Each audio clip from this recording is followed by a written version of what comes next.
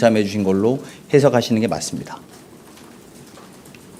네, 또 없으시면 네, 연합뉴스. 예, 연합뉴스 TV 장윤입니다. 이번 기업들에게 감사서한 보낼 예정을 하고 하셨는데 그 시기와 전달 방식은 어떻게 할 것인지 문의드립니다.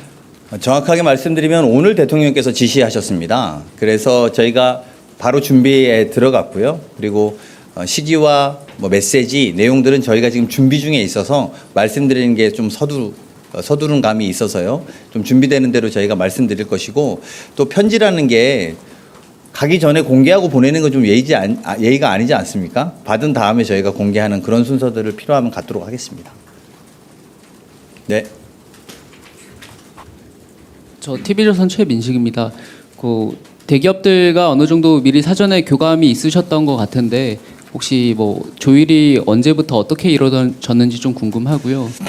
그리고 대통령께서 조금 전에 그 세제 혜택을 언급을 하셨는데, 그러니까 이번에 신규 채용을 좀 언제 많이 대통령께서 세제 혜택을 지금 청년들과 토크 콘서트 과정에서 기업들 이번에 신규 채용한 기업들에게 세제 혜택을 좀 제가 줘야 정확하게 사실관계를 확인해 보겠습니다. 네, 그 앞에부터 말씀드리면 기업들에게 대통령의 뜻과 내용들에 대해서 전달하는 과정들은 분명히 있었고요. 그런 부분에 있어서 기업들이 아까 말씀드린 것처럼 동참의 의사를 밝혀 오신 지는 꽤 됐습니다. 근데 제가 시기나 방식에 대해서 말씀드린 건 적절하지 않다 이렇게 생각이 들고요. 세제 혜택에 대해서는 저희가 추후로 내용을 좀 확인해 보고 말씀드리도록 하겠습니다. 네. 네, 실장님 안녕하세요. 뉴시스 김영록입니다. 대통령실이 이번 주 청년 주간뿐만 아니고 계속해서 임기 내내 청년 문제에 집중할 것으로 알려져 있는데 대통령실 내에 따로 전담 조직을 만드신다든지 이 청년 문제를 좀 어떻게 조직적으로 꾸려가실지 여쭤봅니다. 어제 브리핑을 했었던 것 같은데요. 제가 전체 브리핑 내용이 정확하게 기억은 안 납니다만 대통령실에는 청년 미래 자문단이라고 하는 청년들을 중심으로 해서 청년들의 에너지와 기획력이 스며들 수 있는 조직들을 아마 향후에 만들어서 운영할 계획입니다. 단장은 비서실장인 제가 맡기로 했고요. 그 구성원들은 어떻게 할 것인지에 대해서 논의 중에 있다 이렇게 말씀드리고요. 두 번째는 지금 발표할 단계인지는 모르겠습니다만 각급 위원회, 대통령 직속위원회나 또는 총리 직속위원회나 그리고 장관 직속위원회에 가능한다면 지금까지 청년이 거기에 채용이라고 해야 되나요? 그 위원회에 소속되어 있는 것을 하는데 목표가 10%였답니다. 근데 현재로서는 5.4% 정도밖에 그 각급 위원회 청년 비율이 반영되지 못했다고 하더군요. 그래서 이런 비율들을 반영을 늘려나가는 노력을 저희 정부에서 할 계획을 갖고 준비하고 있다. 이렇게 말씀드릴 수 있을 것 같습니다. 네. 네, 취재 편의점 장윤선 기자입니다.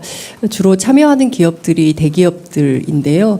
사실은 우리 청년들이 대기업을 선호하고 선망해서 많이 가고 싶지만 취업문이 작았던 것이 사실이고, 반대로 중소기업 같은 경우는 구인난에 허덕이고 있다. 그러니까 청년들이 중소기업을 원하지 않는 것이죠. 그것은 과거에는 대중소기업 간의 임금 격차가 크지 않았고 복지 혜택도 크지 않았는데 최근에는 그것이 격차가 점점 커지면서 심각한 문제가 되고 있습니다. 우리 정부는 이 중소기업들의 구인난 문제라든가 이 문제에 대해서는 좀 어떤 정책적 해법을 고민하고 계신지 여쭤보고 싶습니다.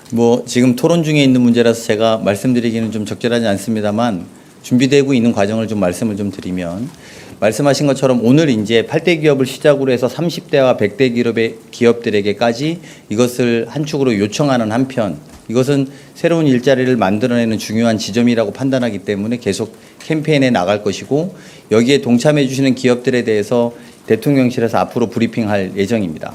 그리고 감사의 뜻도, 대통령의 뜻도 전달하겠다라는 게 저희들의 생각이고요. 그것과 별도로 중소기업들이 구인난에 헤매고 있는 부분에 대해서 저희가 잘 알고 있고 이거에 대한 대책들을 만들어 나가고 있습니다. 특히 지방에 있는 중소기업일수록 더욱더 일자리나 이 구인난의 일자리를 갖고 있어도 불구하고 구인난을 겪고 있는 경우가 많습니다. 지금까지는 그런 기업들을 대상으로 지원했던 방식에서 이제는 지원하는 취업자에게 지원하는 방식에 대해서 검토하고 있다는 정도의 제가 보고 말씀드릴 수 있을 것 같고요. 기업들이 후원을 받았어도 그것을 더 싼 임금으로 지방의 경우에 또 서울에도 마찬가지인데 그런 구인이 어려운 기업들의 지원을 해줬더니 더 싼 임금으로 쓰려고 하는 경향성이 있었기 때문에 그것들을 구인하는 취업하려고 하는 사람들에게 지원하는 방식으로 전환하는 것을 검토하고 있다. 이 정도 말씀드릴 수 있을 것 같습니다. 이런 일련의 노력들이 젊은 세대들이 취업을 하고 새로운 희망을 갖는 소위 좀 노는 것이 너무 당연하게 생각되는 게 지금 45만 명 정도 되는 친구라고 합니다. 우리 청년 세대 중에서 이 친구들의 숫자가 좀 줄고 경제 인구로 편입되게 하는 것이 저희들의 목표다. 이렇게 말씀드릴 수 있을 것 같습니다. 네. 네.